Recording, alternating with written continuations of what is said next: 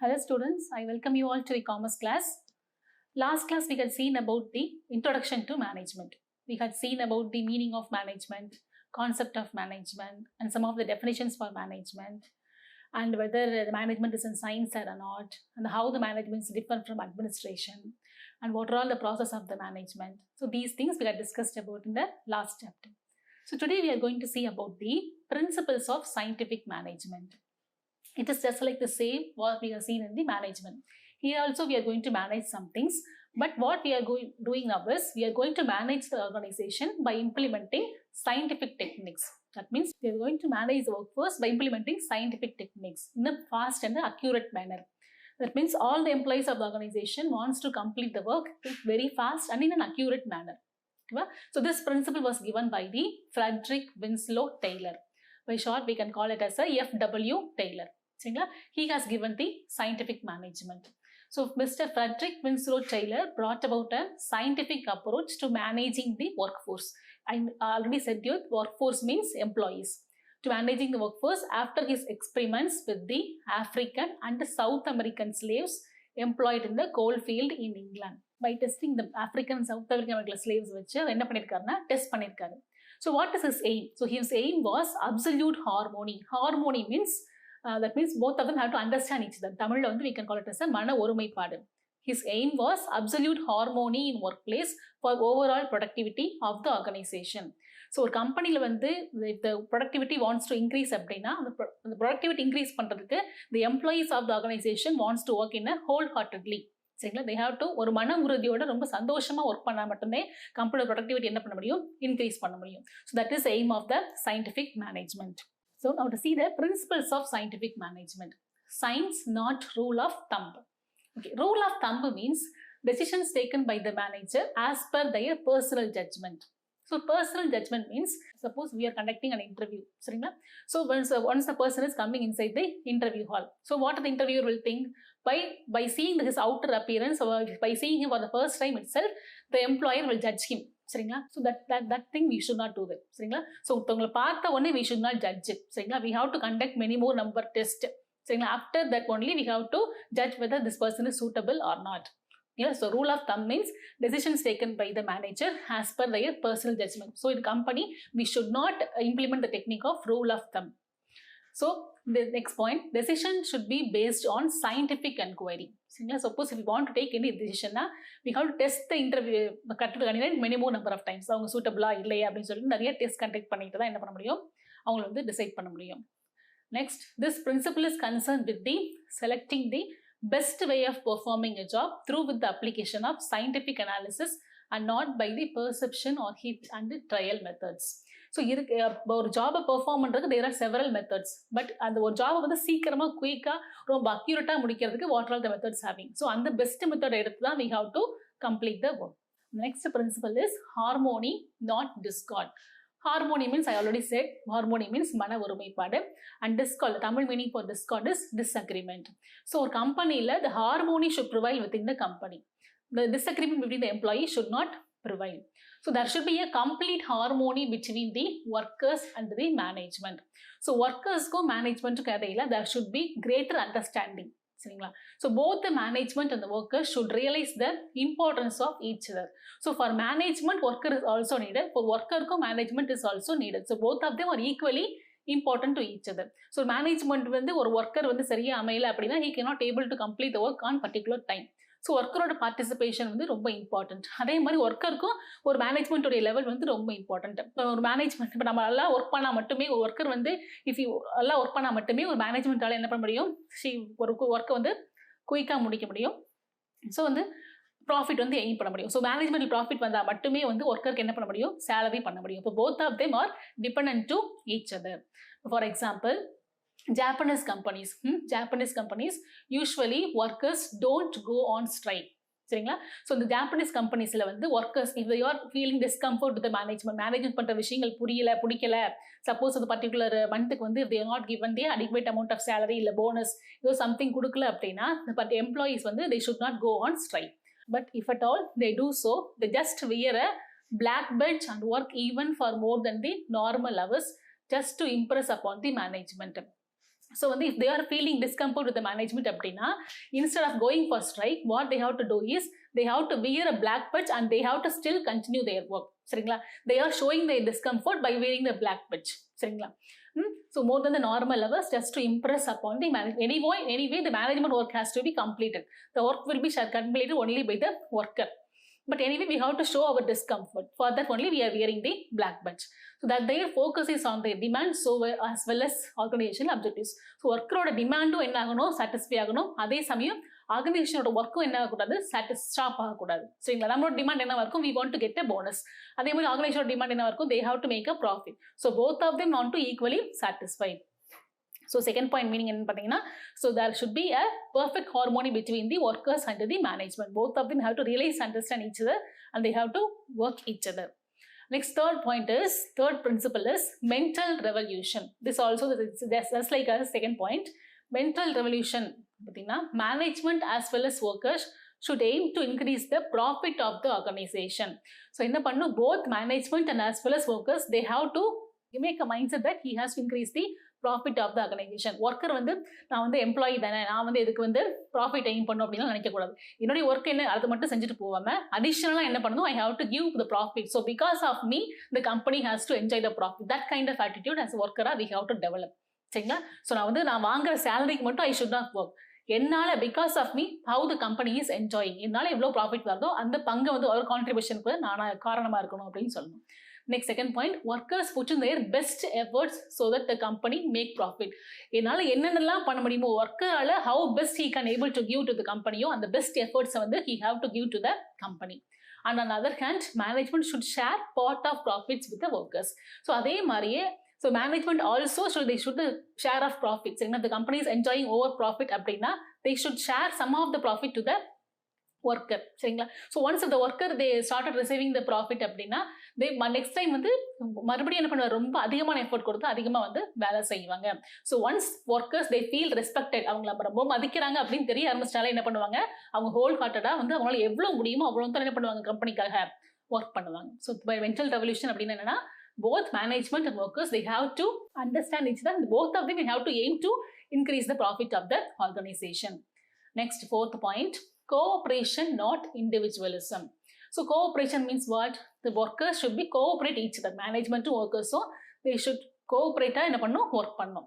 So workers should be considered as part of the management and should be allowed to take part in decision making process of the management. So worker என்ன பண்ணணும், ஒரு management, they are also part of the management, they are also having a thinking ability. ஒரு மேனேஜ்மெண்டால் என்ன பண்ண முடியுமோ அதே ability worker கிட்டையும் இருக்கும். என்ன மிஸ்டேக் அப்படின்னா, ஒரு ஒர்க்குக்கு இந்த பார்ட்டிசிபேஷன் கிடைக்காது. சரிங்களா? இப்போ once they called as to decision making ப்ராசஸ்னா நம்மளால என்ன தெரியுமோ அந்த டெசிஷன்ஸ் என்ன சொல்லுவோம். சப்போஸ் அந்த டெசிஷன் மேனேஜ்மெண்ட் இம்ப்ளிமெண்ட் பண்ணி சக்ஸஸ் ஆயிடுச்சு அப்படின்னா ஒர்க்கருக்கு அது ஒரு ப்ரைடான விஷயம். Second point, worker should be treated as an integral part of organisation and all important decisions should be taken after due consultation with the workers. So management என்ன நினைக்கணும் அப்படின்னா, worker also is important part of the organisation. என்னுடைய கம்பெனியில் worker ரொம்ப முக்கியமான person. So என் கம்பெனியில் என்ன முடிவு எடுத்தாலும் சரி, சப்போஸ் இஃப் ஐ வாண்ட் ஒரு கம்பெனி ஒரு புது கம்பெனி ஆரம்பிக்க போகுது அப்படின்னா அதுக்கு அதோட டெசிஷன்ஸ் என்ன பண்ணுவாங்க, ஒர்க்கர் கிட்ட கன்சல்ட் பண்ணுவாங்க. ஓகே, இப்போ நம்ம கம்பெனி புதுசாக ஆரம்பிக்க போகிறோம், நீங்கள் என்ன சொல்கிறீங்கன்னு சொல்லி நம்மள்கிட்ட கருத்து கேட்பாங்க ஒர்க்கர்ஸ் கிட்ட. Next principle is development of each and every person to his or her greatest efficiency and prosperity. So இப்போ ஒரு கம்பெனியில் கூடிய ஒவ்வொரு ஒர்க்கரும் என்ன பண்ணும் அப்படின்னா, each and every person okay இந்த company they have to develop. சரிங்களா? அப்படி டெவலப் ஆகிறதுக்கு chance the management have to create it them for you. சரிங்களா? ஃபார் எக்ஸாம்பிள், இப்போ எம்ப்ளாயி ஒரு பிகாம் முடிச்சு ஒரு கம்பெனியில் வேலைக்கு சேர்ந்தாங்க அப்படின்னா ஆஃப்டர் தட் அவங்க கரியர் டெவலப் பண்ணுறதுக்கு ஏதாவது ஹெல்ப் பண்ணலாம், இல்லை ப்ராப்பர் ட்ரைனிங் கொடுத்து அவங்களுக்கு எப்படி சரியாக ஒர்க் பண்ண வைக்கிறது அப்படிங்கிற நிறைய ட்ரைனிங் கொடுத்து அவங்க டெவலப் பண்ணலாம். Efficiency of any organization also depends on the skills and capabilities of employees to a greater extent. So ஒரு கம்பெனி ஒரு ஆர்கனைசேஷன் டெவலப் ஆகணும் அப்படின்னா அதுக்கு main and most important reason the person working in the company is a efficient people. The company has efficient people அப்படின்னா definitely the company will get a good name in the name of the society. Next point is, to attain the efficiency, steps should be taken right from the process of selection of employees. So இப்போ என் கம்பெனியில் I want a very good employee அப்படின்னா எப்படி நான் achieve பண்ணுவேன் அப்படின்னா, right from the selection of employees. இப்போ எனக்கு ஒரு கம்பெனி அவங்களை இன்டர்வியூ கூப்பிடும் போதே அவங்கள பெர்ஃபெக்ட்லி சூட்டபுளாக நான் சூட்டபுளான்னு ஏகப்பட்ட டெஸ்ட் கண்டக்ட் பண்ணி ஒரு பெஸ்ட் எம்ப்ளாயி மட்டும் தான் என்ன பண்ணிக்க போகிறேன், I am going to take it for my company. Next third point, efficient employees produce more to earn more. ஒரு நல்ல எம்ப்ளாயியாக தான் என்ன நினைப்பான், எந்த அளவுக்கு ஒர்க் பண்ணுறோம் அந்த அளவுக்கு எனக்கு என்ன கிடைக்க போகுது, ப்ராஃபிட் கிடைக்க போகுது அப்படின்னு நினச்சிட்டு என்ன பண்ணணும், ஒர்க் பண்ணும். அதிகமாக ஒர்க் பண்ண போகிறேன் அப்படின்னா எனக்கு அதிகமான சேலரி கிடைக்க போகுது. ஸோ எங்களுக்கு கண்டிப்பாக ஈச் அண்ட் எவ்ரி ஒர்க்கர் நம்ம எப்படி ஒர்க் பண்ணுறோம் அப்படிங்கிறது வந்து management will be always watches closely. சரிங்களா? ஸோ இப்போ நம்ம வந்து என்ன எவ்வளோ ஒர்க் பண்ணாலும் we will be rewarded in the eye of the management. So this ultimately helps to attain efficiency and prosperity for both organization and employees. Prosperity-னா வளர்ச்சி அடைகிறது. So என்ன ஆகுது, நம்ம வந்து எஃபிஷியண்டாக ஒர்க் பண்ணுறோம் அப்படின்னா நம்மளும் வளர்ச்சி அடைகிறோம், நம்ம கூட சேர்ந்து என்ன ஆகுது, கம்பெனியும் என்ன ஆகுதுப்பா, வளர்ச்சி அடையுது. Okay, that's all. These are the principles of scientific management. Next topic is principles of modern management. This is very, very important 5-mark question. Scientific management principles also there, but in practically most of the companies, all the management people are following only this 14 principles of management, modern management. Scientific modern principles la it becomes obsolete. So in olden days they have followed this kind of principles, but today in today's world most of the companies are following only the principles of modern management. And this principle was given by the Mr. Henry Foyle. Henry Foyle is called as the father of the modern management. So there are 14 major principles of management which every manager has to practice for the success of the organization. So ஒவ்வொரு மேனேஜரும் வந்து while they are managing the company, they could implement the 14 major principles. For example, after we are all art students, so நம்ம என்னவோ கண்டிப்பா ஃபியூச்சர்ல வந்து you are going to become a manager. So once you are become a manager na in your company la you can implement these 14 principles. 14 principles எல்லாம் வந்து implement பண்ணி நீங்க ஒரு கம்பெனி என்ன பண்ணலாம், ரன் பண்ணலாம். First principle is division of work. Very, very important 2-mark question. Division of work அப்படிங்கிறது very, very important. சரிங்களா? Division of work அப்படின்னா what is division of work means work will be divided among the individuals depends upon the capacity and experience of the employee ன்னு சொல்லுவாங்க. So இப்போ வந்து ஒரு ஆர்கனைசேஷனை பொறுத்த வரைக்கும் they have to create a product. That means they have to produce a product. So that is a whole work. சரிங்களா? To produce a product there are so much of works are involved. சரிங்களா? To produce a product அப்படின்னா they need machines வேணும், அப்புறம் மென் வேணும். சரிங்களா? ஒரு work complete பண்ணுறது to produce a product it NEET several department. Production வேணும், ஃபினான்ஸ் வேணும், இந்த மாதிரி நிறைய டிபார்ட்மெண்ட்ஸ் இருக்குது. ஸோ ஒவ்வொரு டிபார்ட்மெண்ட்டுக்கும் அவங்களோட ஒர்க்கை என்ன பண்ணணும், ஒரு மேனேஜ்மெண்ட்டை பிரித்து தரணும். சரிங்களா? இந்த ஒர்க்லாம் நீங்கள் பார்த்துக்கணும்னு சொல்லி ஒரு பெரிய ஒர்க் என்ன பண்ணுறாங்க, they are going to split it in a smaller way. So according to this principle the whole work is divided into small tasks. whole work அப்படின்னா கம்பெனியோட மொத்த ஒர்க்கு. கம்பெனி என்ன பண்ண போகுது, they have to produce a ஒரு bundle of ஒரு biscuit packet. For example biscuit எடுத்துக்கிட்டோம் அப்படின்னா ஒரு பிஸ்கெட் என்ன பண்ணணும், ஒரு பிஸ்கெட் பேக்கெட் வந்து என்ன பண்ணணும், ப்ரொடியூஸ் பண்ணணும். பண்டில் ஆஃப் பிஸ்கெட் வந்து ப்ரொடியூஸ் பண்ணணும். அது ஹோல் ஒர்க். அந்த ப்ரொடியூஸ் பண்ணுறதுக்கு நான் வந்து எத்தனை டிபார்ட்மெண்ட்டை நான் பிரிக்க போகிறேன், யாராருக்கெல்லாம் அத்தாரிட்டி கொடுக்க போகிறேன் அப்படின்னு சொல்கிறது. Next one, it leads to specialisation which increases the efficiency of labour. Specialisation அப்படின்னு பார்த்தீங்க அப்படின்னா இந்த particular person those expert in particular field இருப்பாங்க. சரிங்களா? அவங்களுக்கு வந்து கொடுக்குறது. சரிங்களா? இப்போ ஒரு கம்பெனியை பார்த்தீங்க அப்படின்னா ஒரு மேனேஜ்மெண்ட் வந்து he has to give the work வந்து ரிப்பீட்டேட்டிவாக கொடுத்துட்டே இருக்கணும். ஒன்ஸ் வந்து ஒரு எம்ப்ளாயி வந்து ரிப்பீட்டேட்டிவ் ஒர்க் பண்ண ஆரம்பிச்சாரு அப்படின்னா அந்த ஒர்க்கில் வந்து என்ன ஆயிடாரு, எக்ஸ்போர்ட் ஆயிட்டாரு அப்படின்னா மிஸ்டேக்ஸே இல்லாமல் என்ன பண்ணுவார், அந்த ப்ராடக்ட் அவர் ப்ரொடியூஸ் பண்ணுவார். அப்போ ஒரு நல்ல ஸ்பெஷலைசேஷனான பார்த்து ஒரு எஃபிஷியன்ட்டியான லேபராக பார்த்து அந்த ஒர்க்கை என்ன பண்ணணும், அவங்க ஸ்பிளிட் பண்ணி தரணும். So this is the first point. Division of work அப்படின்னா என்னன்னா ஒரு ஹோல் ஒர்க்கை we are going to divide into smaller parts. ஒரு ஸ்பெஷலைஸ்டு பீப்புளாக பார்த்து என்ன பண்ணுறோம், அந்த ஒர்க்கை வந்து ஒரு மேனேஜர் வந்து பிரித்து கொடுக்கணும். ஸோ அப்போ என்ன ஆகும், இந்த எஃபிஷியன்சி ஆஃப் லேபர் வந்து என்ன ஆகும்னா இன்க்ரீஸ் ஆகும். எஃபிஷியன்சி அப்படின்னா அந்த ஒர்க்கை வந்து ஒரு கரெக்டாக தான் பண்ணுவார். Next point, authority and responsibility. Authority means the right of a superior to give the order to his subordinates. For example, right of a superior na ஒவ்வொரு மேனேஜருக்குமே he is having the right. சரிங்களா? என்ன right இருக்கு, commanding பண்ற right இருக்கு. சரிங்களா? சபார்டினேட்ஸ்க்கு வந்து okay you have to complete this work particularly with in this time. இந்த டைமுக்குள்ள என்ன பண்ணணும், நீங்க முடிச்சே ஆகணும் அப்படின்னு சொல்ற ரைட் வந்து யாருக்கு இருக்கு அப்படின்னு பாத்தீங்கன்னா ஒரு மேனேஜருக்கு வந்து இருக்கு. சரிங்களா? இது இம்பார்ட்டன்ட் 2 மார்க் இது. Authority means right of a superior to give the order to his subordinate. Superior na manager, subordinate na the person working under a manager. That means employees. Superior na manager, subordinate means the person working under the manager. Next, responsibility means obligation for performance. So once வந்து manager வந்து he has given the work to the employee. ஒரு employee என்ன பண்ணணும், work கொடுத்த உடனே என்ன பண்ணணும், அதை அக்செப்ட் பண்ணிக்கணும்.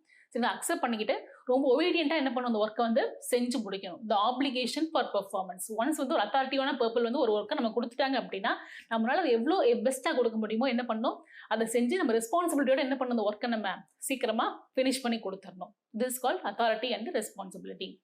And third point is discipline. It is obedience, respect, but the discipline, we know that very well. So in each and every organization, discipline is very important. Discipline illa அப்படினாலே என்ன பண்ண முடியாது, சரி ஒர்க்கை வந்து கரெக்டாக கம்ப்ளீட் பண்ண முடியாது. ஒரு கம்பெனி வந்து ஸ்மூத்தாக ரன் ஆகணும், எந்த பிரச்சனையும் இருக்கக்கூடாது அப்படின்னா discipline is very important. As a manager, we have to see the discipline of the employees working in the organization. So it is obedience, respect of authority. ஒரு அத்தாரிட்டி இருக்காங்க, ஒரு மேனேஜர் வந்து வந்துட்டு இருக்காரு அப்படின்னா ஆஸ் அ ஒர்க்கரா we have to stand up and we have to wish them. சரிங்களா? அதை விட்டுட்டு நான் வந்து அவங்க போனால் போயிட்டு போகிறாங்கன்னு சொல்லிட்டு உட்காந்துருந்தோம் அப்படின்னா it is not a discipline. So it is obedience, respect of authority. It is essential for the smooth functioning of all organisations. Okay, next point is unity of command. Unity command means giving திட்டுறது. சரிங்களா? You have to do the work அப்படின்னு சொல்லி commanding பவரோட நடந்துக்கிறது. சரிங்களா? ஸோ the subordinate should receive orders and be accountable to only one superior. So ஒரு ஆர்கனைசேஷனில் பார்த்தீங்க அப்படின்னா there might be a many more number of MDs. ஒரு கம்பெனியில் பார்த்தீங்கன்னா ஒரு 3 MDs 4 MDs இருப்பாங்க. சரிங்களா? 4 மேனேஜர்ஸ் இருப்பாங்க. ஸோ அவங்களுக்கு கீழே வேலை செய்ய எம்ப்ளாயிஸ் வந்து நிறைய பேர் இருப்பாங்க. சரிங்களா? But one boss have to give order to only one employee. That is called as unity of command. So எங்கிட்ட பவர் இருக்கு அப்படிங்கிறதுக்காக யாரை வேணாலும் என்ன பண்ணக்கூடாது, ஒவ்வொரு எம்டியும் வந்து சொல்லக்கூடாது. அஃபீஷியலாக வந்து ஒரு எம்ப்ளாயி வந்து ஒரே ஒருத்தவங்கள்ட்ட மட்டும் தான் என்ன பண்ணணும், அக்கௌண்டபிலிட்டியாக இருக்கணும். So if an employee receives order from more than one superior, it is likely to create confusion and conflict. இப்போ ஒரு கம்பெனியில் பார்த்தீங்கன்னா நிறைய டிபார்ட்மெண்ட்ஸ் இருக்கும். ப்ரொடக்ஷன், HR, மார்க்கெட்டிங், சிஸ்டம்ஸ் அப்படின்னு நிறைய டிபார்ட்மெண்ட்ஸ் இருக்கும். ஒவ்வொரு டிபார்ட்மெண்ட்லேயும் I will be a manager. But as a எம்ப்ளாயியா நம்ம எல்லாத்துக்குமே என்னமா எம்ப்ளாயி தான். பட் இருந்தாலும் நம்மளுடைய டிபார்ட்மெண்ட் என்ன, நம்மளோட டிபார்ட்மெண்ட் சுப்பீரியர் என்ன சொல்றாரோ அவங்களுக்கு மட்டும்தான் என்ன பண்ணும், we have to work. அவங்களுக்கு மட்டும்தான் என்ன, we have to answerable. சரியா? ஸோ எல்லாரும் செஞ்சுட்டு எல்லாரும் ஒவ்வொரு ஒர்க் கொடுத்தாங்க அப்படின்னா அது என்ன ஆகும், ஒரு ஒர்க்கருக்கு கன்ஃபியூஷன் ஆகிடும். எந்த ஒர்க்கை வந்து ஃபர்ஸ்ட் ப்ரையாரிட்டி கொடுத்து பண்ணுறது, யாருக்காக ஃபர்ஸ்ட் பண்ணுறது அப்படின்னு சொல்லி கன்ஃபியூஷன் ஆகும். அப்புறம் கான்ஃப்ளிக்டாக முரண்பாடுன்னு சொல்லுவாங்க, சண்டை வந்துடும். ஒவ்வொரு டிபார்ட்மெண்ட்லேயும் சண்டை வந்துடும். ஸோ அப்போ ஒவ்வொரு எம்ப்ளாயி வந்து ஒரு டிபார்ட்மெண்ட் மட்டும் தான் answerable. That means one boss should give order to only one subordinate. This is called unity of command. Next one is unity of direction.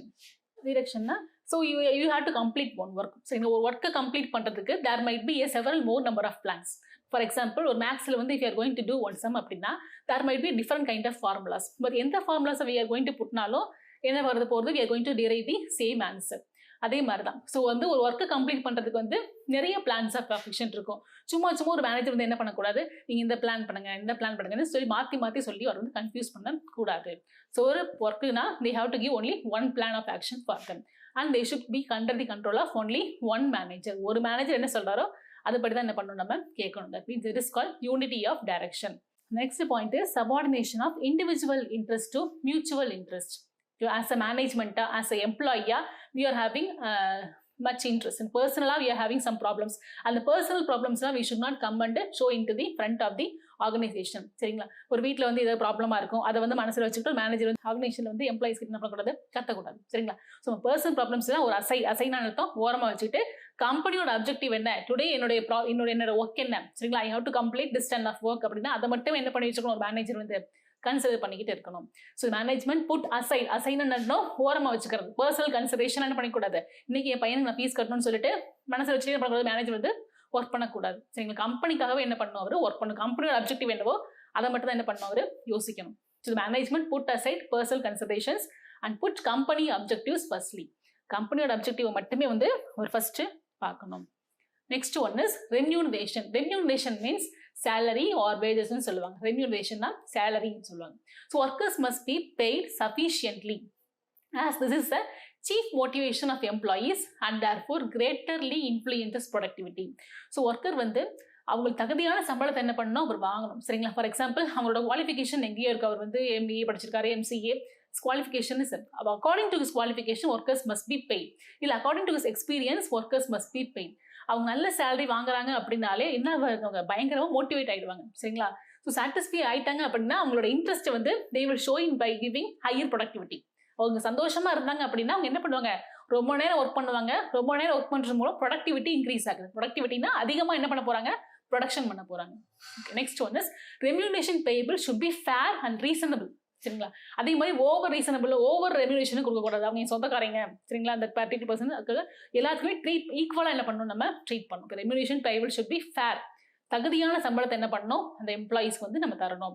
ஆனால் ரீசனபிளான சேலரி வந்து என்ன பண்ணணும், அவங்களுக்கு கொடுக்கணும். இது வந்து 7th principle. ஸோ ஆஸ் மேனேஜரா you have to consider this point.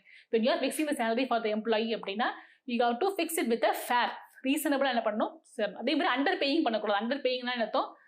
Under பேயிங்னா அவங்களுக்கு தகுதியான சம்பளத்தை விட ரொம்ப கம்மியாக தந்தாங்க அப்படின்னாலும் they will not work properly. Next point is degree of centralization. In management there is famous two concepts இருக்கு. Centralization ஒன்று இருக்கு, decentralization another one is that. Centralization means the decisions will be formulated by the top management. That is called centralization. Decentralization means that is not given in your book. For example, I am saying decentralization means the decisions will be formulated by the lower level people. So in here the degree of centralization, degree means what? Up to certain level. So up to certain level how much of power should be wielded with the management. So centralization implies the concentration of decision making authority at the top management. So up to which level the decision making authority will be the top management. Top management எந்த அளவுக்கு என்ன பண்ணுவாங்க, decision வந்து கொடுப்பாங்க. The he will be allowed to top management என்ன பண்ணுவாங்க அப்படின்னா மேனேஜர்ஸே என்ன பண்ணுவாங்க, டெசிஷன் பண்றதுக்கு ரைட்ஸ் கொடுப்பாங்க. ஸோ எந்த அளவுக்கு கொடுக்க போறாங்க அப்படிங்கிறது தான் வந்து degree of centralisation. It depends upon company size. Suppose அந்த கம்பெனி இஸ் வெரி லார்ஜ் அப்படின்னா ஒரு டாப் மேனேஜ்மெண்டால he cannot able to take the decision for the all the matters. So at that time the company will hand over the decision making authority to the management. So it depends upon the company size. The degree of centralization will be vary from organization to organization. And the next one is line of authority or scalar chain. It is very very important 2 mark. இந்த scalar chain அப்படிங்கிறது wherever we go, if you go for BBA படித்தாலும் சரி, BCom படித்தாலும் சரி, the principle of management question வந்து continue ஆகிக்கிட்டே இருக்கும். Okay, this principle suggests that there should be a clear line of authority from top to bottom linking all managers to all levels. So if we take one company, so company அப்படின்னா they will be following some hierarchy. So in company தான் top லெவலில் வந்து யார் இருப்பாங்க அப்படின்னு பார்த்தீங்கன்னா owners, that means administrative people will be there. So after to him யார் இருப்பாங்க அப்படின்னா சிஇஓ இருப்பாங்க. So after to him directors இருப்பாங்க. டேரக்டர்ஸ்க்கு அப்புறம் வந்து யார் இருப்பாங்க அப்படின்னா மேனேஜர்ஸ் இருப்பாங்க. ஆஃப்டர் டு ஹிம் யார் இருப்பாங்கன்னா சூப்பர்வைசர்ஸ் இருப்பாங்க. சூப்பர்வைசர்ஸ் கீழே யார் இருப்பாங்கன்னு பார்த்தீங்கன்னா லேபர்ஸ். சரிங்களா? So this is hierarchy which will be followed in the all types of organization. So இப்போ வந்து ஒன்ஸ் ஒன் இன்ஃபர்மேஷன் வந்து ஃப்ளோ ஆகுது அப்படின்னா ஸோ கரெக்டான ஹைரார்கியில் என்ன ஃபாலோ ஆகணும். Suppose for example if tomorrow is going to declare as a holiday அப்படின்னு வந்து டாப் மேனேஜ்மெண்ட் ஃபீல் பண்ணாங்கன்னா so top management first convey the matter to the next manager level. சரிங்களா? manager has to convey it to the labor. So straight away the top management should not convey this holiday to the workers. If he does it அப்படின்னா then there will be a conflict. சரிங்களா? So இப்போ proper way of communication மூலமா தான் என்ன ஆகணும், அந்த communication flow ஆகணும். So this is called scalar chain. So this principle suggests that there should be a clear line of authority. சரிங்களா? இப்போ for example ஒரு ஸ்டூடெண்ட் இருக்காங்க. சரிங்களா? if he wants to apply for a leave, சரிங்களா, ஒரு leave apply பண்ணணும் அப்படின்னா அந்த லீவ் வந்து ஃபர்ஸ்ட் யார்ட்டு அப்ளை பண்ணணும், he has to give the leave to the class டீச்சர்லாம் கொடுக்காம I will straight away go give it to the management அப்படின்னு சொன்னா this is not a proper mode of scalar chain. அவங்களுக்கு immediate authority யார் இருக்காங்களோ அவங்களுக்கு தான் என்ன பண்ணணும், ஃபர்ஸ்ட் போய் சொல்லணும். Next one is order. As a மேனேஜரா we have to place some different orders. So என்னென்ன ஆர்டர் வேணும் அப்படின்னு பார்த்தீங்கன்னா so people and materials must be in suitable places at appropriate time for maximum efficiency. So ஒரு கம்பெனின்னு பார்த்தீங்கன்னா there should be some essential items to be placed in a different locations. For example first aid box should be kept in a proper place and the restrooms should be there and proper ventilation facilities should be there. சரிங்களா? So these are all the facilities the company has to maintain. Suppose if there is not the facility அப்படின்னா as a manager you have to place the order to the administrative people. This is your right. Okay, people and material must be in a suitable places at appropriate time for maximum efficiency. So இந்த facilities இருந்தா மட்டுமே ஒரு எம்ப்ளாயியால என்ன பண்ண முடியும், he can able to work fastly, efficient என்ன பண்ண முடியும், ஒர்க் பண்ண முடியும். Suppose if there is no restroom இல்ல there is no drinking water அப்படின்னா how will they able to work? சரிங்களா? ஒர்க் பண்றதுக்கு என்னென்ன ஃபெசிலிட்டிஸ் வேணுமோ அது எல்லாமே இருந்தா மட்டுமே he can able to work. சரிங்களா? இது வேணுங்கிற விஷயத்த மேனேஜர் தான் என்ன பண்ணணும், கேட்டு வாங்கி தரணும். Next one is equity. Equity means equal. As a மேனேஜரா he have to treat all the employees equally. Suppose if மேனேஜரோட ஃப்ரெண்ட், சரிங்களா, suppose he is working in the company அப்படின்னா he should not give him special preference. சரிங்களா? As a manager, he have to treat all them as equal. சரிங்களா? So employees must be treated kindly. கைண்ட்லினா ரொம்ப அன்போட பேசணும். எம்ப்ளாயிட்ட பேசும்போது manager வந்து ரொம்ப கைண்டா ஒரு பிளசன்ட் வேர்ட்ஸ் யூஸ் பண்ணி பேசணும். சரிங்களா? ஒன்ஸ் வந்து பிளசண்டா பேசுனாலே என்னாச்சு, பாதி ஒர்க் கம்ப்ளீட் ஆயாச்சு. So employees must be treated kindly and justice நீதியோடு என்ன பண்ணணும், நடந்துக்கணும். must be enacted to ensure a just workplace. Work பிளேஸ்ல மட்டும் என்ன பண்ணிக்கணும், ரொம்ப கைண்டா நீதியோட என்ன பண்ணணும், நடந்துக்கணும். Equal attention towards all employees. எல்லா எம்ப்ளாயிஸுமே ஈக்குவலா என்ன பண்ணணும், ட்ரீட் பண்ணணும், எல்லாத்தையும் பார்க்கணும். Suppose manager is going rounds அப்படின்னா ஏதாவது டிபார்ட்மெண்ட்டுக்கு he has to go.